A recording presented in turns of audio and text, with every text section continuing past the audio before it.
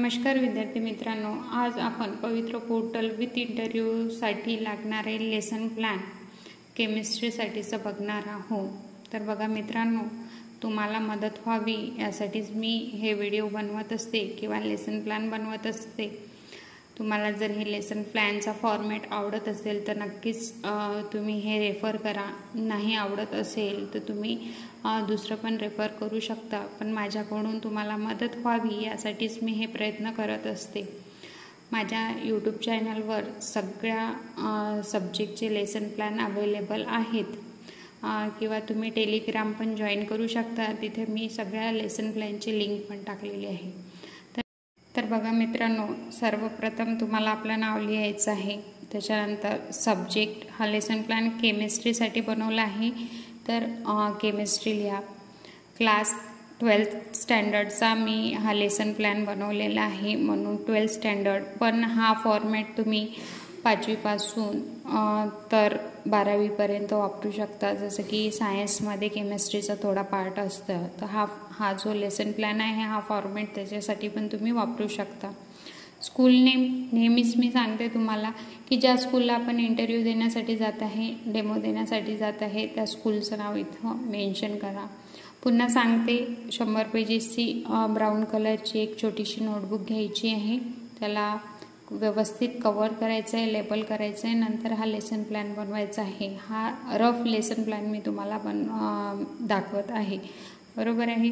जर तिथे संस्थांनी सांगितलं की इथेच तुम्ही लेसन प्लॅन काढून द्या, तर तुम्ही फुल स्केपवर 4 पेजेस घ्यायचे, अगदी व्यवस्थितरित्या तुमचा लेसन प्लॅन या फॉर्मॅटमध्ये बनतो। अगदी इझी मेथड मी तुम्हाला सांगते की कसं लेसन प्लॅन बनवायचं आहे। तर दुसऱ्या पेजवर मित्रांनो तुम्हाला लिहायचं आहे, हेडिंग द्यायची आहे लेसन प्लॅन, टीचर्स नेम म्हणजे आपलं नाव लिहायचं, स्कूल नेम जिथं आपण इंटरव्ह्यू डेमो देण्यासाठी जात आहे तिथे तिथलचं नाव लिहा, सब्जेक्ट आपला केमिस्ट्री राहील, क्लास आपलं 12th आहे, दुसरा क्लास तुम्ही घेतला असेल तर तो लिहा, topic and sub topic me redox reaction घेतलेला आहे, बघा रेडॉक्स रिॲक्शन मेन्शन केलेलं आहे मी। तर टॉपिक आपला असेल हा म्हणजे रेडॉक्स रिॲक्शन।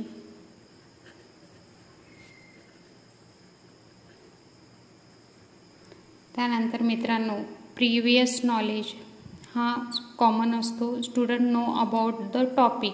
जसं आपण रेडॉक्स रिॲक्शन घेतलेलं आहे तर त्यामध्ये टॉपिक असणार आपला की student know about the oxidant and the reductant. आणखी तुम्ही लिहू शकता की इलेक्ट्रॉनिक ट्रान्सफॉर्मेशन किंवा इलेक्ट्रॉन रिलेटेड तुम्ही काही त्यांना विचारू शकता।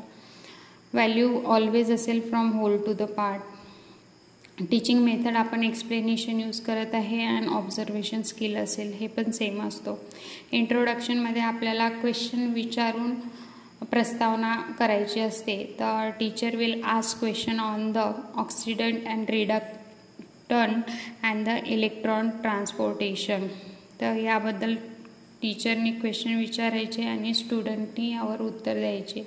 आपल्याला आपल्या लेसनचा रिलेटेड काही मिळालं तेव्हा आपण हेतुकथन म्हणजे स्टेटमेंट ऑफ एम लिहायचा असतो। तो असा करायचा की ब्लॅकबोर्डकडे वळताना आपण म्हणायचं, then well student today we will study about the redox reaction, आणि तुम्हाला तिथे फलकावर किंवा ब्लॅकबोर्डवर हे हेडिंग द्यायचं आहे रेडॉक्स रिॲक्शन, हे आपला स्टेटमेंट ऑफ एम असेल। मेन पेजवर मित्रांनो 6 कॉलम करायचे आहे, सिरियल नंबर किंवा स्टेप्स लिहा, टॉपिक सब टॉपिक नेम लिहा, आपले ऑब्जेक्टिव्ह लिहायचे आहे, टीचिंग एड्स आपण काय वापरणार आहोत, टीचर ॲक्टिव्हिटी आणि स्टुडंट ॲक्टिव्हिटी, एवढे 6 कॉलम आलेच पाहिजे। त्यानंतर 5 स्टेप तुम्हाला कंपल्सरी लिहायचे असते, ते म्हणजे explanation, recapitulation, evolution, application and homework. हे 5 स्टेप या लेसन प्लॅनमध्ये आले पाहिजे मित्रांनो। तर बघा टॉपिक आहे आपला रेडॉक्स रिॲक्शन, ऑब्जेक्टिव्ह असणार मित्रांनो knowledge, student will be able to recognise the following type म्हणजे रेडॉक्स रिॲक्शन, अंडरस्टँडिंग येणार. Student will be able to explain the redox reaction or the electron transport असं पण तुम्ही सांगू शकता, किंवा ऑक्सिडेशन किंवा रिडक्शन पण तुम्ही सांगू शकता याच्यात.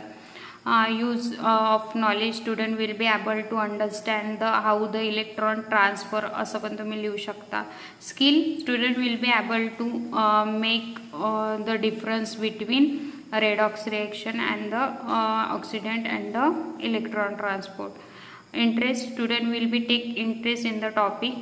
Aptitude असणार आपलं, student will be able to develop the skill how the electron transfer.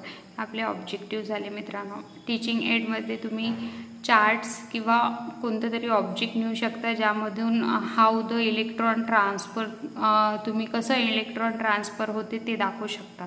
तर तुम्ही इथं व्यवस्थितरित्या तो चार्ट काढून घ्यायचा की काय दाखवणार आहेत तुम्ही.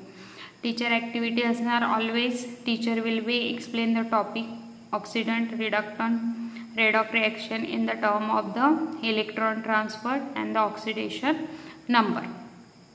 स्टुडंट ॲक्टिव्हिटी असणार. Student will be observe carefully. त्यानंतर बघा रिकॅप्च्युलेशन येते. यामध्ये टीचर समराईज करणार जो बी टॉपिक त्यांनी शिकवला तो, आणि student listen carefully and observe. Evolution येणार. Teacher ask the evolution based question. इथे 3-4 क्वेश्चन तुम्ही या टॉपिकवर काढायचे आहे आणि ते लिहायचे आहे. मी इथे लिहिले नाही, पण तुम्हाला 3 तरी क्वेश्चन इथं काढून लिहायचे आहे इव्हॉल्युशनचे. Student give answer to the teacher. Application based, teacher ask the application based question to the student, student give the answer to the teacher. इथे पण 1, 2, 3 असे क्वेश्चन काढा तुम्ही आणि लिहा रिलेटेड टू द टॉपिक, कोणता टॉपिक तुम्ही घेता आणि ते लिहायचे व्यवस्थितरित्या. लास्टली आहे homework. Write the symbol, name and the electronic configuration of the element. तर teacher give the homework on the blackboard असं लिहा आणि हा होमवर्क द्या. आणि इकडे लिहिणार student write homework in notebook. तर या प्रकारे मित्रांनो तुम्हाला लेसन प्लॅन बनवायचा आहे, अगदी व्यवस्थितरित्या बनवायचा आहे. तुम्हाला जर हा माझा लेसन प्लॅन आवडला असेल तर नक्कीच फॉलो करा. नाही आवडला असेल तर प्लीज इग्नोर करा. धन्यवाद मित्रांनो.